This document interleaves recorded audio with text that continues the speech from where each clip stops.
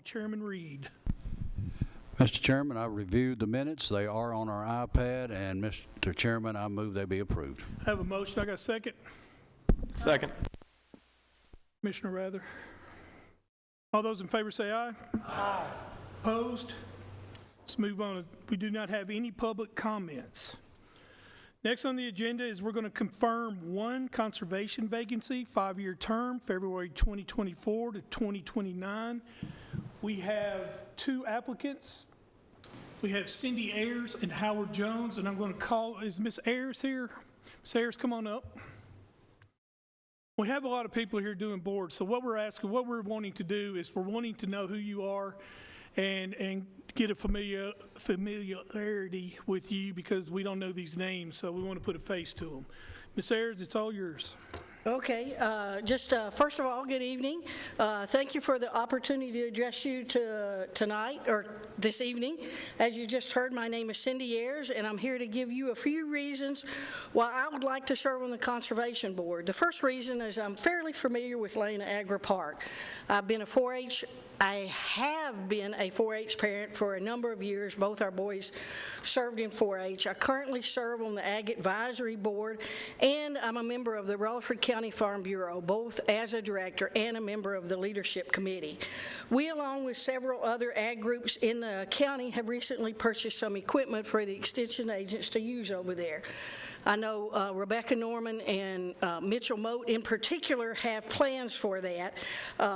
They are going to put some demonstration plots in at Lane Agri Park at the campus, and I just want to see those through and be involved with the plans for the campus for the future.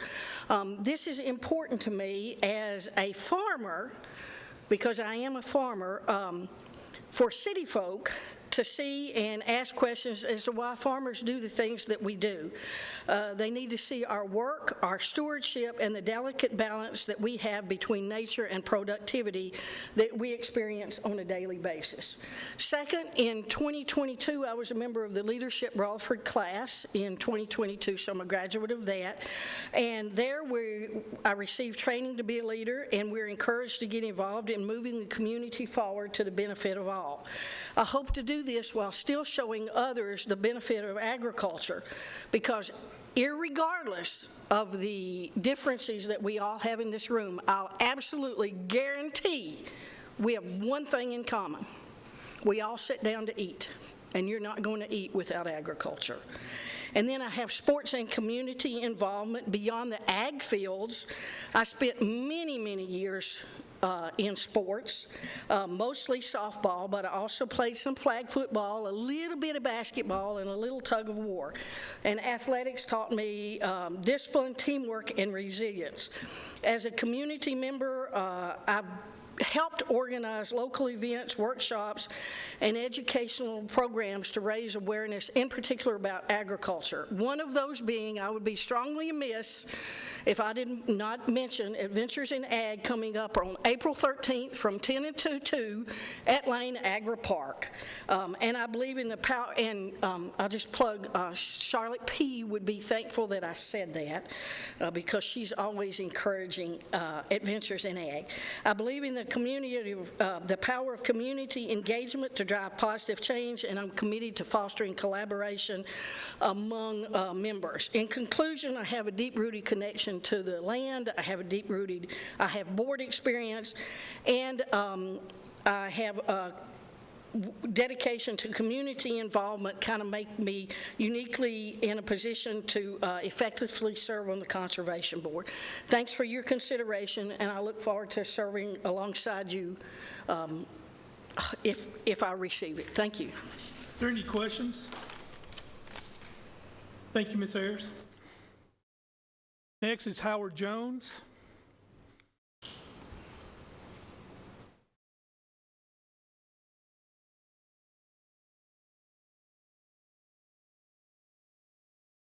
Good evening. How's everybody doing today? Thank y'all for allowing me to talk about the Conservation Board and what I enjoy about doing that. Conservation Board, it is an extension of county government, and we work with the community, and we provide resources for the children and adults to have activities outside. A little bit about my history. My brother was a coach. My family's been in education.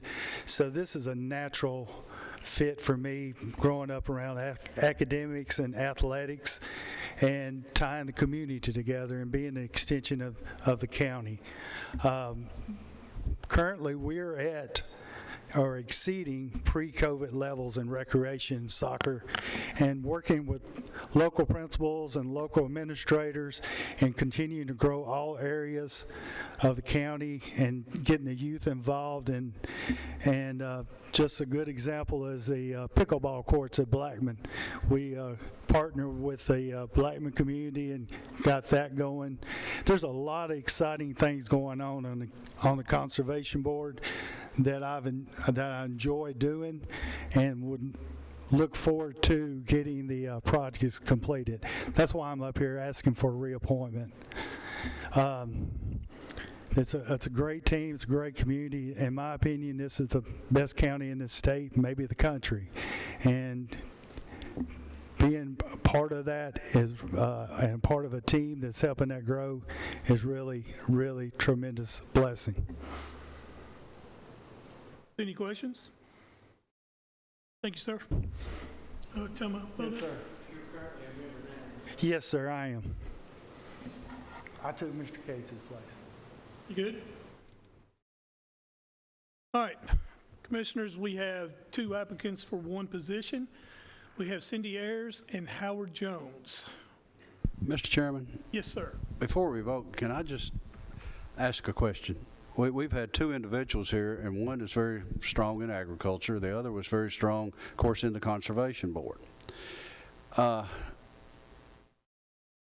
Can we have a definition of the Conservation Board and its responsibilities?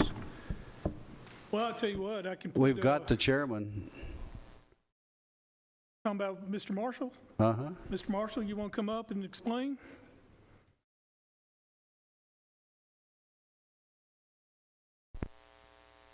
I happen to be chairman of the Ag Board, so I Chairman of the Ag Board? Chairman of everything. Thank you, Mr. Chairman, for the opportunity, and Mr. Chairman for letting us speak. The Conservation Board, by charter and by act of the state of Tennessee, is to partner with conservation-related activities within county government and within our county, as far as initially conserving our green space or parks and recreation, creating program and opportunities for our youth to be involved in those sports. We've done it for many years, over close to 50 years in this county. We've had the Conservation Board serve as our outlet for managing all of our recreational opportunities, those things that you would see in our open gym and our basketball, junior pro programs, and soccer and baseball. All of the community leagues, all of those are under the umbrella of the Conservation Board. One of the things that were added to the Conservation Board when Lane Agri Park was opened was to help oversee the facilities. And I think it's important to emphasize the Agricultural Advisory Board oversees the programming of the extension services that are housed at the Lane Agri Park facility. The Conservation Board has been charged since its opening with overseeing the operations of the facility. But the primary objective of the Conservation Board and the time and the effort we put into it goes to supporting our different communities throughout the county in their recreational and outreach programs with regards to that each and every year. Well, since you're up here, I'll ask a question. I had met with the mayor of city, and one of the problems that they're experiencing is there's so many leagues for instance, softball, girls and boys, and they don't have the facilities. Do we have that problem? We are fortunate to have a tremendous partnership with the Board of Education, and they allow us to have access to our school facilities in the county for a lot of our recreation space. Our soccer leagues use our school facilities, our basketball and league programs. There's a few exceptions, obviously, to some of the community where the older schools were, the land remained, and the parks, the ball field stayed. Las Casas, Kittrell, Buchanan still has a field. from those areas and some different other examples. But facility-wise, our issue is not necessarily having those places to go.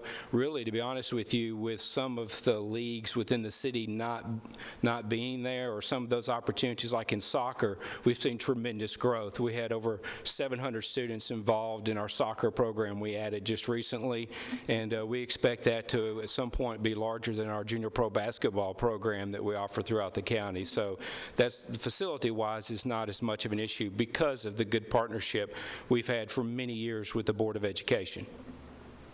Any other questions? Thank you, John.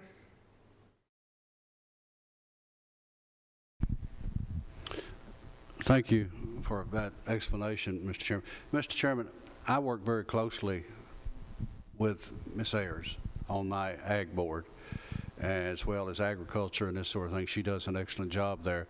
But being chairman of that committee and working with her, I will have to abstain from a vote here. Okay.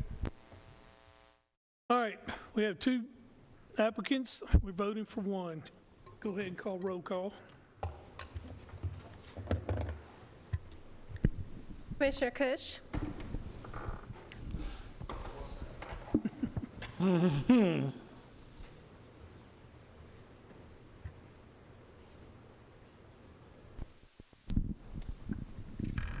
Chairman, just a thought, the Conservation Board, a lot of people don't know what that means.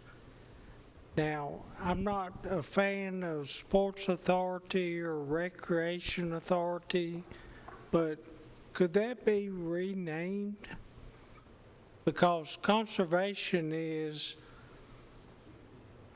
deer and turkey and land, and I don't know, just thought. I'll have to take that up with the county attorney because this is in our private act, I believe. Offhand, I don't know, but I did pull up the statute, and it envisions a resolution that would have been done many years ago. And throughout state law, this board is denominated as the Conservation Board. That's what it's called. And just to elaborate on what the gentleman spoke about, he spoke about recreation and playgrounds. And I don't know if there's much of what I'm about to say in Rutherford County, but it does also envision the purview of it being county forest, county wildlife areas, and other county conservation purposes. All right, you ready? I have a question. Go ahead.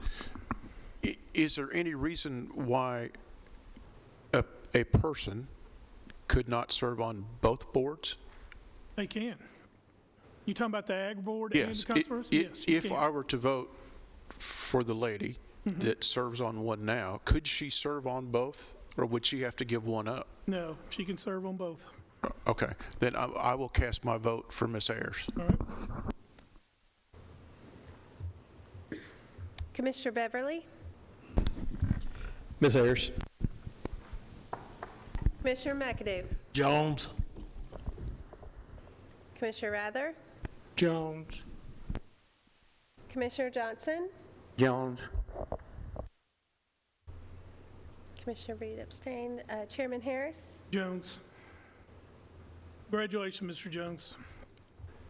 All right, let's move on. We need to confirm Ben Weatherford for the vacancy on the Smyrna-Rutherford County Airport Authority. Term expires March of 2028. Mr. Weatherland, are you here? Come on up, sir. Mr. Chairman, while the applicant is coming up, you may remind those that the full commission will have to vote and confirm that next week on the 11th. Okay. So you want me to give background information? You just say whatever you want. Yeah, thank you for giving me the time to be here. My name is Ben Weatherford. I do know some of you, but quick background, I have been in the banking business for over 41 years. I've been retired now for 3 years. Actually was born and raised in Murfreesboro, Rutherford County, although 20 years or so of my career was in other parts of Middle and East Tennessee. But the past 21 years have been here in Rutherford County. And part of the reason I mention that is that I do feel like my financial background would lend itself well to being on the Smyrna-Rutherford Airport Board. I don't profess to be an absolute expert on how airports operate. If I'm appointed, look forward to learning more about that. But I dealt with a lot of businesses in my career, and much of my career was in community banking environments where I was in leadership positions. So it's like I was running our own business. And again, I think a lot of those attributes would translate well to the Smyrna-Rutherford Airport Board. And also, in the communities, some of the communities I've lived in addition to Rutherford County, I got an exposure to the importance of economic development and been engaged in that. I just see that airport is very strategically located. I think it's got tremendous economic development potential. I think they have done a great job over the past 15 to 20 to 30 years in developing it even more. But it's got a ways to go to be fully developed, and certainly think it can lend itself well to increasing employment with quality jobs in this community. So that's the thought process I have had, and I know some of the board members, and I feel like I would interact well with them and engage with them, and a little biased, but I feel like I would represent the county well. Are there any questions?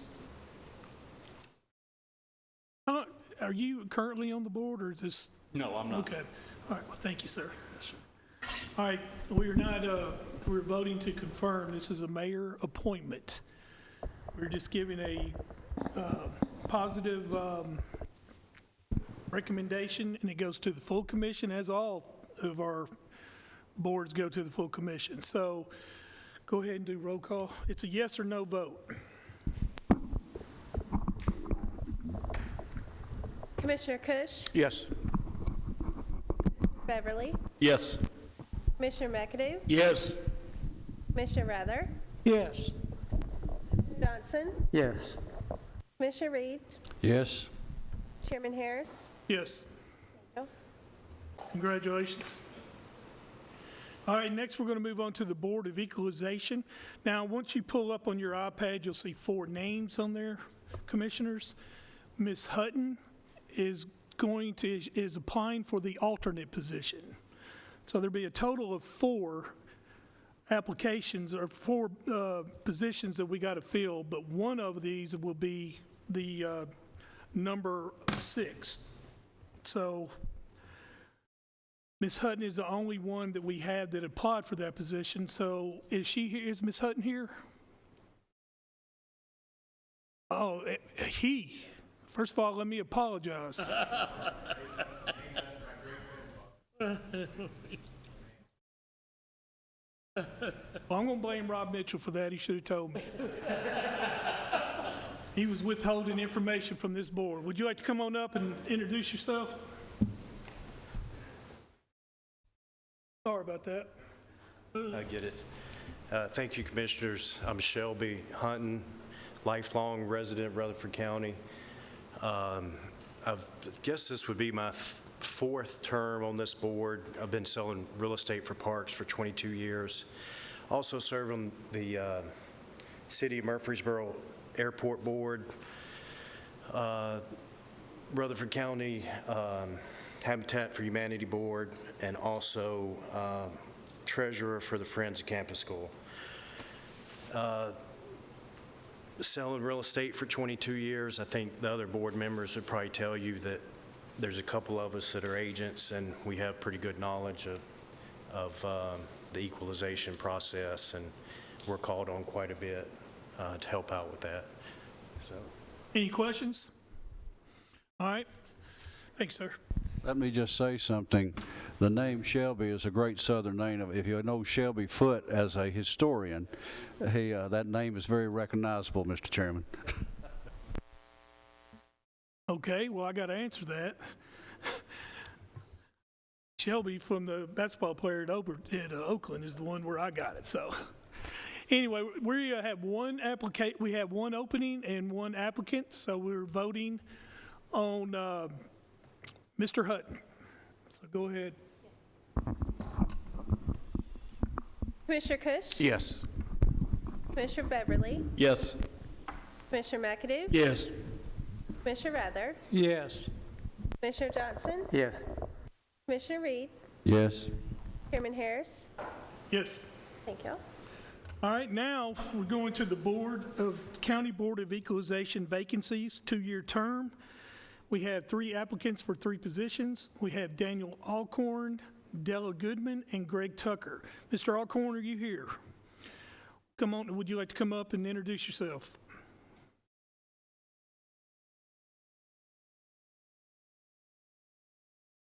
Thank you, Mr. Chairman. Thank you. I'm Dan Alcorn. I've lived here in Murfreesboro for 44 years, and I've been a realtor for 34 years with Bob Parks. I've been on the board, Equalization Board, for the last 4 years, I believe, with Delia and Greg and Shelby and Ben, and we enjoyed. And I think, like Shelby said, with 2 realtors on there, it helps when you come up with the people asking about their house appraisals and the prices they're taxed on. So I feel like we give quite a bit of knowledge to that part. So that's pretty much it. Anything? Are there any questions for Mr. Alcorn? Thanks, sir. Thank you, sir. Della Goodman? Come on up.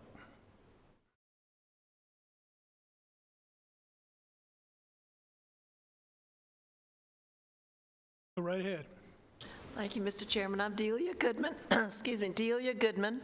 I guess this will be my, if approved, fifth term on the Board of Equalization. And I've lived in Milton 45 years. I'm a farmer,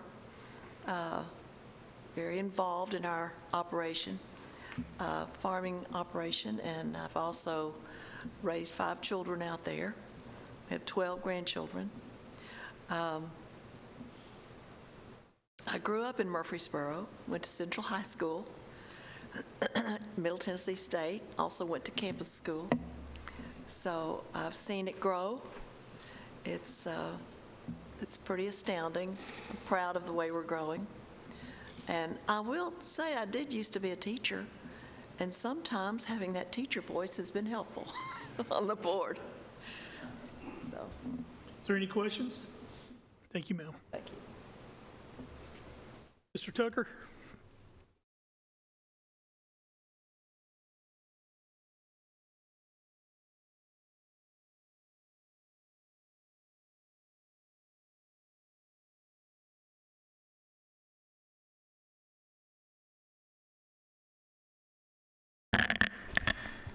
Thank you, Mr. Chairman. I appreciate the consideration this evening. Let me give you, I'm Greg Tucker, and I think I know most of you personally, so I'll dispense with the background.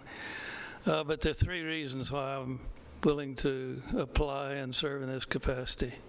One is I was asked by the property assessor, seems like about 6 or 8 years ago, and he persuaded me that I could make a positive contribution to the county. Why anybody wants to put a trial lawyer in their midst, I'm not sure, but that was part of it. Second reason is I believe very strongly that every administrative decision, activity in government needs to be subject to review and oversight.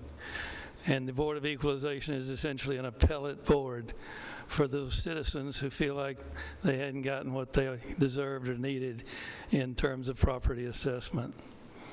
The third reason is I learn. From the testimony we hear, I learn a great deal about the development of our county, the way it's changing, what it has been, what it will be. And this serves me very well in another capacity I have, which is as Rutherford County historian. we have, over the last six or 8 years, developed a very strong team. You've met them, and I think that team ought to be kept together. Any questions? Thank you. Appreciate your consideration. Hey. All right, we have 3 openings, we have 3 applicants, so we will close nominations and we'll vote on all 3 of those. So I'm going to, and I think I can do this, is a yes/no vote on 3. Can I do that, Nick? Or do we need to name them specifically? Generally, how we've done it before is I think you narrow it down to 2. No, it's 3 for 3. Oh, it's 3 for 3? Yeah. And so what's the proposal? I'm sorry. Just vote yes or no on those 3 All at the same time? at the same time. Does everybody expect to say yes to all 3? Yeah. So I think it's all I right. do. Go ahead.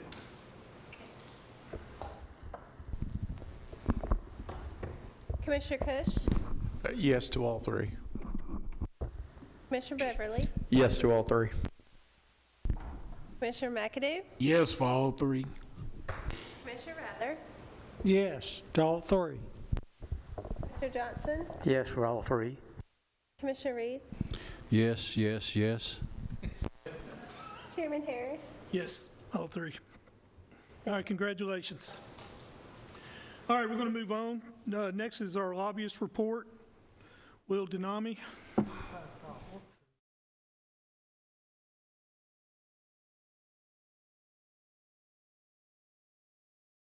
How are you, Will? Good, Mr. Chairman. Let me start by saying thank you, Mr. Chairman, and members of the steering committee. I want to extend my condolences, Mr. Chairman, to your family and the recent loss of your father. Thank you. I want to give a brief update on the current status of where we are with the bill, Mr. Chairman. The last full commission meeting where I was talking about it, and we had a discussion with Nick Christensen and Eric as well about some of the concerns that were in that bill that deal with the growth provisions. So there's a 20% requirement for growth, and the concern is what happens if you don't hit that growth. And I can tell you that the bill has now been amended, and the amendment was put on in the Senate, and that amendment protects Rutherford County. And the concern was that if the county did not have that amendment on it, that clarity, then there was some real concern about what would happen afterwards. But that has now been adopted and is traveling with the bill and will continue. So the county will not fall below the $1, which is the current rate that the county has currently under the County Powers Relief Act.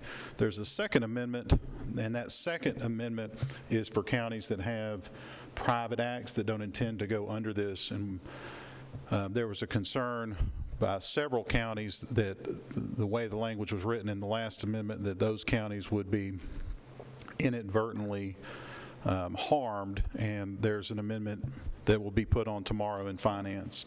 And with that amendment, those counties also have clarity.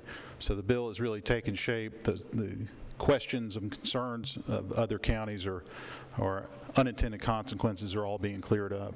And with that, I can tell you that the mayor, we've gone through these details, and with those 2 provisions being added, but especially making sure that the county didn't fall below the $1, the mayor's made it clear now that he supports the bill. And so I want to talk about what that means with, for this commission, what it means, the posture in the legislature. Tomorrow, the House Finance Committee will vote on they'll vote on those provisions, and it'll move on to the Calendar and Rules Committee. Next week, most likely next week, the Senate will adopt the same language in Finance Committee and send it to their Calendar Committee. So it's assuming it moves through Finance tomorrow, and I suspect it will, and next week in the Senate, we're probably a couple of weeks away from being on the floor in both the House and Senate. Now, the bill doesn't automatically take effect. So what it does is it puts the ball in the commission's court. So this is authority that you have to go up to $1.50 on both residential and commercial. In order to do that, you have to pass a resolution by a 2/3 majority identically in 2 different meetings.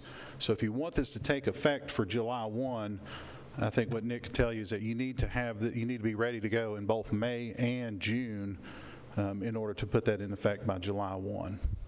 So that's the current status of where we are. And I'll take any questions. So we're going to be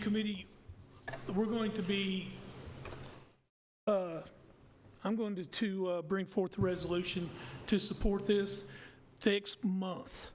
So it'll be next month, and then we'll pass it through steering, hopefully, and then it'll go to the full commission. So on this dollar, it's $1.50 on residential, $1.50 on commercial. So we're looking at somewhere around a little over $7 million a year in additional revenues. That's, there's a range. The residential seems to be a lot more predictable. The commercial piece kind of fluctuates. There is a cap on commercial at 150,000 square feet, but I would say 6 to 7 million is probably a best guess estimate at $1.50. Right. That's combined, the combined increase. But right now, we're not getting any of that revenue on commercial building inside city limits. This would address that, would it not? It would be countywide, yes, sir. Okay, good. Also, and one more question too that a lot of people had was that some people were concerned with the growth factor. Mm-hmm. Now, that's 10 years. Every census we have every 10 years, that'll be a 2% growth per year. Now, if we for some reason didn't make that, we do have the option of having a special census. Is that correct? That's correct, Mr. Chairman. If I can just take a minute to make an explanation a little bit further into detail about this growth provision. So, as everybody in this room knows, and every member of the commission knows, Rutherford County has been one of the fastest growing counties in the nation for the last 20 years, and certainly the fastest in the state. Growing at 80,000 people between 2000 and 2010 was a 44% growth. From 2010 to 2020, it was roughly the same amount, 80,000 people, but it was just slightly under 30%. So it's not hard to figure out what happens to the math if you keep growing at 80,000 people. While that is one of the fastest growth in the entire state, at some point it will not be 20%. And to your point, Chairman, there's a provision that allows for you to still qualify with 9% over 4 years. But where the county is now today, the next test will come in the 2030 census. So what will the county numbers look like in the 2030 census? Will you be, and if you're above 20, then the next test will come in the 2040 census.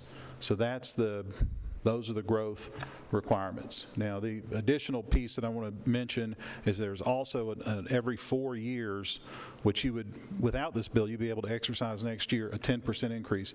The 10% increase still exists within this bill, so within 4 years, you'll be able to go up another 10% within this bill, and then every 4 years after that, too.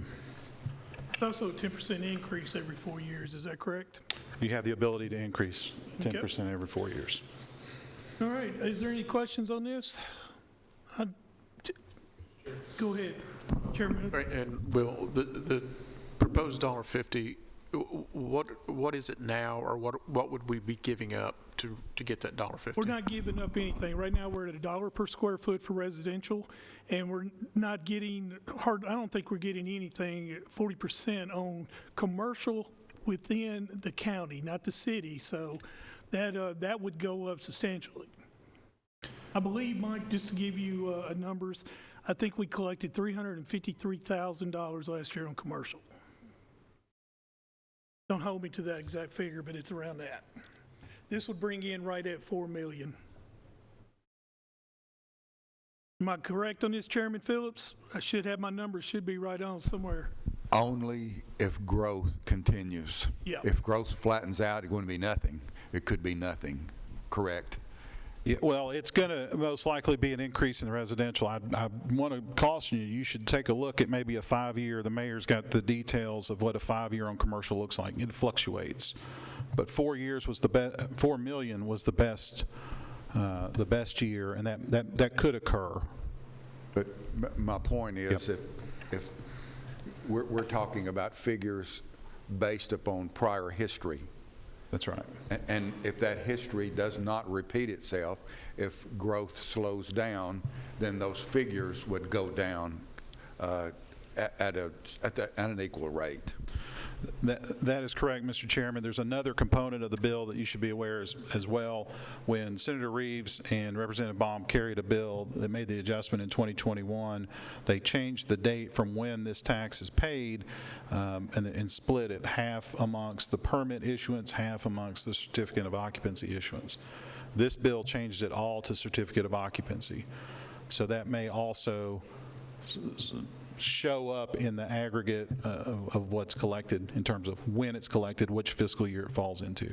I can't predict how it's going to, but it may have an effect as well. If I'm not mistaken, all adequate facilities taxation goes only toward schools. That's a very good question, Chairman. So yes, it is restricted on what you can use it for, and it's not school operations, it's school construction, so capital for schools. That's a very good point. Which is what it is right now with the dollar. That's exactly right. All right, is there any questions on this? Just to clarify, I need to be 100% sure going forward, the growth rates that are added to the bill, in my humble opinion, is unnecessary. Just increase it to $1.50, don't add all that crap to it. But I understand what happened. If we fall below that, and if we continue to grow in numbers, the percentages falls, and if we fall below that, will it revert back to the identical bill that we have right now? That's a very good question, and there's an amendment that's been put on the bill that was very important that we talked about in front of the full commission. It does not go back to where you are today because you lose the ability to still increase every 4 years at 10%, but you do go back to the $1 on residential. So you go back to $1 on residential, but you don't have the ability like you would if the bill weren't to pass. You could still go up 10% next year. You would lose that ability because under current law there is no growth requirement. Go back to $1. That's right. But without any growth figures attached to it, so it would be pretty much like it is now. It would be like it is now without the 10% growth. That's correct. Yes, sir, Mr. Chairman. That's right. Any questions on that? Mike? Sorry, Will, when you say you have the ability to raise 10%, are you talking about you can raise the dollar 10% every year? Every 4 years. Every 4 years you can raise that amount to $1.10. That's correct, compounding. So every 4 years you can go up 10% under current law. Under this bill, if you meet the growth requirement, you can also do the same thing. So the 10% in 4 years would be a 15 cent. If you were at $1.50, you have to choose whether you go to $1.50, but if you $1.50, it'd be 10% compounding. Okay. So you could do a spreadsheet and see what it looks like under current versus under this. Just any county in the state? This is going to be for, no, sir. To go under this bill, you have to hit the 20%. This 20% is now a key feature of the County Powers Relief Act. Correct, but if any county had 20%, any county could go under it, right? That's correct, if they choose to. It affects anybody. So at that 9% rate every 4 years, or the 20% rate, whatever that is, over a 10-year period of time, right. How many counties would that affect? 5 is the current estimate.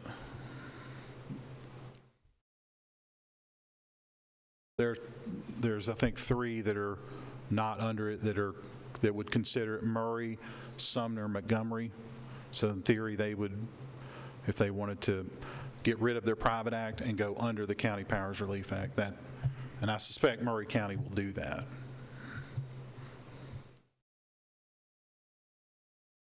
Okay. I want to switch over to something else. Mineral severance tax, we did a resolution on this last month, and it did not pass. Is there anything that Rutherford County can do considering this bill for the next session or to definitely get more traction on it? Well, I think you start planning now. I think, a lot of initiatives in the General Assembly, quite frankly, take 2 years to get done. So I think you need to start thinking about today what you want to do next year. And it may not occur next year. It may take 2 sessions to get it done. But this is the time when you start planning for what you want to do in the future.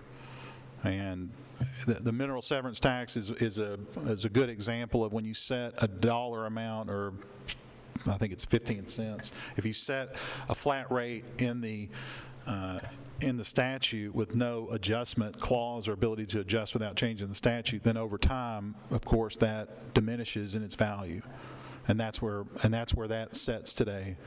So if you want to change that in the future, we need to plan for it right now and start working on it. Okay, so Commissioners, I will try to work with Will and try to get y'all some verbiage as to what this resolution is so that we go on our own with this. And if y'all agree with this, then we'll go through the full commission. Then we expect you to carry it from there. Okay. Is there any more questions for Will? Thank you, Will. Thank you. All right, HR report, Ms. Stevenson.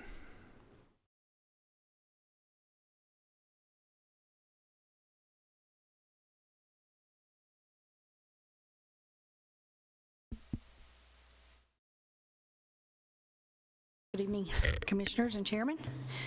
So you should have each of these on your iPad. There are 3 separate ones. The first one is a snapshot, which is just an overview of what we did during the month. And I'm just going to hit the high points.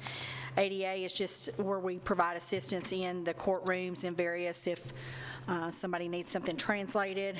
Personnel changes, those could be anything from a transfer or promotion. We had 16 of those this month. We did 80 audits this month on scanned files just to review and to make sure that they were pages weren't missing, something was cut off, those type things. Benefits, we had 20 overall, and these are where we provide services. Unfortunately, our employees have lost several family members during the last few months. We've done a lot of grief assistance. So far this year, we've provided 21 different employees with assistance for grief. So that's a big thing for us. Under community involvement, we haven't had as many activities. Those tend to happen near the end of the year and in the summer, but we had 6 different ones. Events, 102. We gave out 102 employee recognition awards to departments, the biggest department being the sheriff. They have so many different employees. We have 126 leave, 90 people are on FMLA and 25 on military, so that covers the larger ones. Legal is just anything that is a complaint or concern that comes in that we look into. Offboarding, we had 32 different activities related to offboarding, did 18 exit interviews, and we had 12 resignations or separations. Onboarding, we had 81 salary evaluations and then we had 27 new hires, and the evaluations could be for promotions or demotions as well. Policies, the handbook is like the handbook that's never going to end. So as soon as we brought it through for review, we sent it out to the department heads to have it for their copies, and then I got some comments back about some questions, and so Nick and Eric and I are re-reviewing. There's like 6 items that we're having to look at again. We just want to make sure when we send it out it's complete as it can be. Promotions and activities, we have 14 different promotions for our employees this month. Recruitment, we had received 386 applications. We sent out 77 declination letters, 86 interviews, and we had 19 job postings for the month. Reports and surveys, the largest item that we have is the open records request. We had 223 this month, and we had 89 Title VI requests this month, 25 background checks, and 27 new hire reporting, and 12 turnover reports that we had to complete. Special projects, special projects could be anything that we're doing that's outside of our normal activities, and we had 141 of those activities. The largest one is being some of the social media. We're really trying to amp up the recruitment for our departments, especially the ones that have higher turnover or have more job vacancies than others.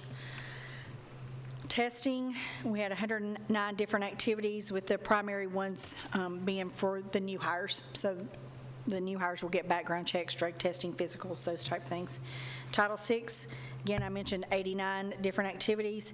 76 was for Spanish, was the primary languages, but we also provided assistance in Uzbek, Arabic, Cantonese, Chinese Mandarin, Quechua, Mandarin, Nepali, Russian, or to name a few of the languages that we provided assistance. And we conducted 128 training opportunities during the month.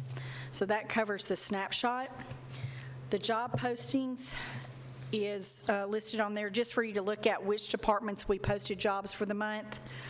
And then it also tells you the title, when the job was posted, and then how many applications we received.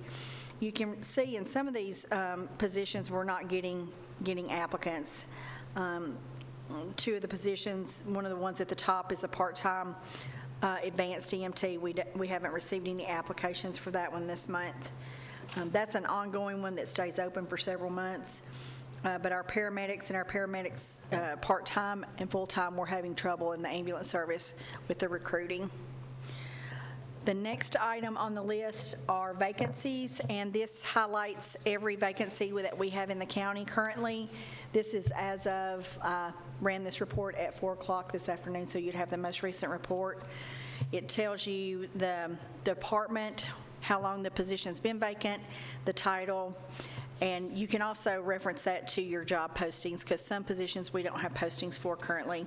But it also tells you how many, someone asked in the last meeting for the sheriff's office, how many patrol officers or how many SROs. And so when you look at this, the ones in parentheses are telling you how many vacancies we have. So like we're looking for 7 SROs or 2 criminal process servers. So I've added that in based on your request from last month. And that concludes my report. All right, any questions? Need a motion to approve a report? Move to approve. Need a second? Second. All right. All those in favor say aye. Aye. Thank you. Thank you. All right, gentlemen, as always, you have a list of litigation on your iPad. Are there any questions? Seeing none, is there any other business? Chairman, Go ahead. I want to make a comment. I've known Sonia since middle school, high school, and during the commission meetings, we have a get-to-know kind of department heads. And I was thrilled that when Sonia did hers, she had pictures and descriptions of her team. And I know as well as most of you, especially Chairman Phillips, you're only as good as people that work for you. And I wanted to applaud Sonia at that time that she put her employees up there, because the whole team makes it work. And I was thrilled that leadership attributes their success to the employees. So, way to go, Sonia. All right. Mike? Thank you, Mr. Chair. Just one observation on this litigation list. We are down to 2 pages. I remember approximately 6 years ago, this used to be like 6 and 7 pages. Over 30? Wow. Oh, 30 cases. So my hat's off to Nick and his group and the mayor's office. So we've come a long way. Well, just a comment on that. I was chairman 5 years ago, and I don't know if it's 5 or 6 years ago, Nick, when we were actually interviewing you for the position of county attorney. And one of the questions we did have was, it was so many pages on here. I mean, not pages, so many cases on here, that we were trying to put in our head how much money this is going to cost us. So, done a good job, Nick. That doesn't mean you need to keep doing a good job. All right, is there any other questions? If not, this meeting is adjourned.